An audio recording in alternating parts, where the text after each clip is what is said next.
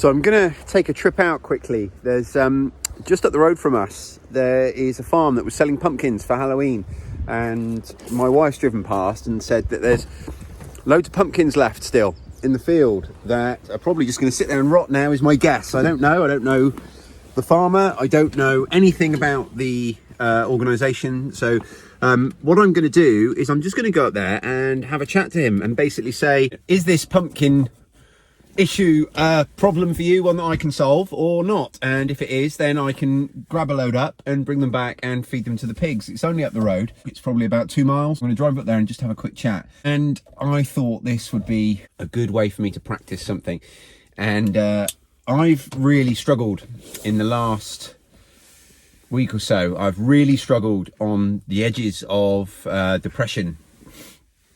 And what I mean by that is I've really struggled to motivate myself. Now, I know myself well enough to know that this is, a sign that there's something a little bit more deep rooted. It's perfectly understandable. It's perfectly explainable. I'm under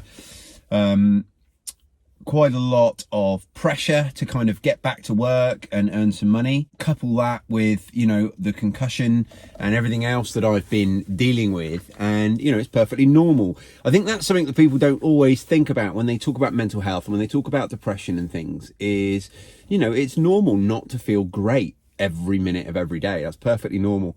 And, but I'm fluttering on the edge of something a little bit more serious that I need to kind of get to grips with. My natural, I'm very much an all or nothing person. It's very, very easy for me to get up early in the morning and go at it hard, do loads, and then, go to bed having achieved a great deal, and then get up the following morning and do it all over again. I can do that 7 days a week indefinitely and feel good and be happy about it and not be a struggle.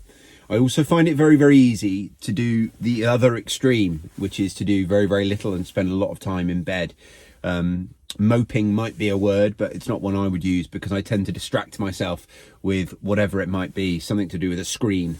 And I find that very easy as well. Anything in between, I struggle with. I really struggle with a lot. It's the story of my life, really. It's the reason I don't drink alcohol. I used to drink a great deal of alcohol because I found it very, very easy to drink alcohol every day. And I was very, very high functioning, but I used to drink a lot and I found that very, very easy. I also find it very, very easy to not drink anything. I don't find it very, very easy to do the bit in between. So that's why I choose not to drink now. And it's the same with everything with me. I'm all or nothing. So what I'm going to do today is I'm going to practice a trick, and it's one I learnt playing poker. I used to play a fair amount of poker. I really enjoy poker. I enjoy the game. I enjoy the psychology of it. A great trick if you play poker, but you can use it in the rest of your life, like so many tricks you learn in poker, is I'm going to go there expecting him to say no. And you could even hope that they're going to say no. So I'm going to go here and, I'm filming this. I've no idea how this is going to go. So I've not been up there and spoke to him and then I'm filming this, say we're going to go and get them.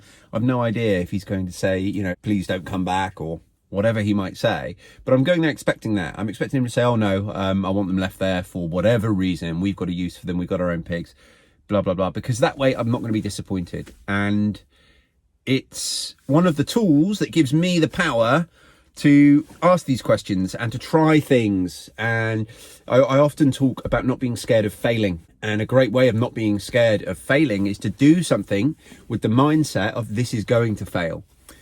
That way, when it happens, it's like, well, yeah, that's what I was expecting. Okay, done that, move on. And then on the few times it doesn't happen and it's a success, then you get those endorphins and you get that sense of achievement and fulfillment. So I'm going to go here now. I'm going to bring you with me and we're going to chat to this guy, and I'm fully expecting nothing to come of it and it be a wasted trip. But let's see. So I've come to the field that the pumpkins are in. There's a house next to it, like a farmhouse, but no one's in. But I've just spoke to a lady that was in a field with the horses, and she lives here, and apparently it's not their business, the pumpkin business, it's their landlord's, and they are also selling Christmas trees at another place which I've just passed on the way here. So I'm going to call back in there and see if I can speak to them.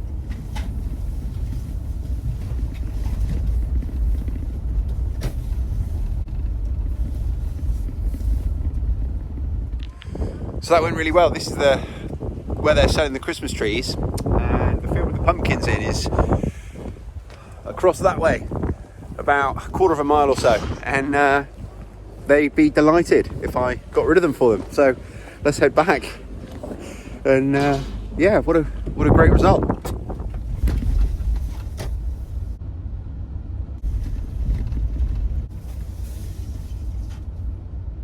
So I've just loaded up the ones from this area, the ones that aren't all mushy, and look, that's not bad, is it, for a quick inquiry in about 10 minutes work? And of course I could stay here and fill the whole car up, but I think what I'll do is I'll take these ones back, and I'll just remember I can come back here in a few days. I can come and go as I please, and just grab what I need. So look at that, all for free, all for the sake of asking a question. And they were delighted for me to get them gone. So I'm sure that the plan would be for them to just till them in. So strictly speaking, you could argue that they're actually losing out on some fertilizer, but it doesn't seem to concern them. So I've asked permission, and yeah, really happy. So we're going to get these back to our pigs now. A great start to the day.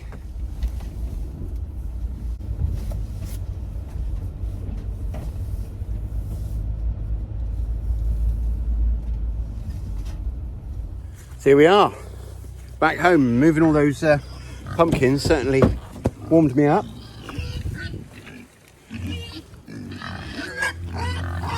Let's see how much they like.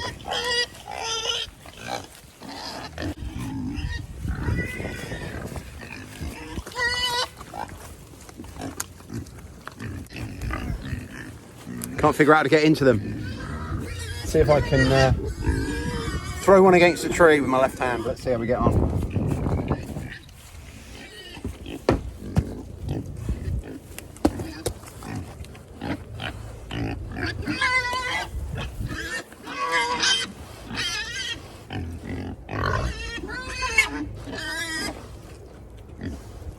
Come on, girls, you can figure it out. Oh, here we go. Here's a nice mushy one.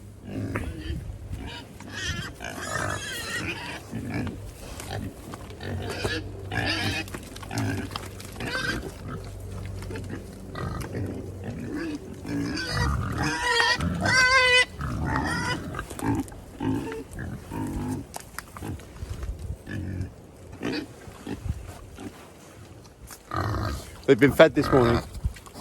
I do have a little bit of bread for them as well, but they'll eat them. They will absolutely eat them. They're just waiting to see if there's something better on offer. So there you go. I think now you guys, because I'm sure that by the time I've uploaded this, I've chose a thumbnail of all the pumpkins in the back of the car. So you guys knew right from the start of this video where this was going to finish, but I didn't.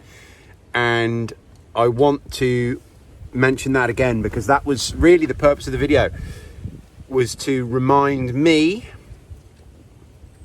and also to remind you guys that you can start out doing things with no idea whether or not they're going to succeed, and you can even start out doing things thinking that they're probably going to fail, and it's still worth doing because, well, on one hand, sometimes this is going to happen and that's great, but on the other hand, you've done something new, you've tried something different, and that's all positive. Every time you try something new, whether it succeeds or fails, it's a small victory, because for all I know, these pumpkins are going to be for sale there by the side of the road every year.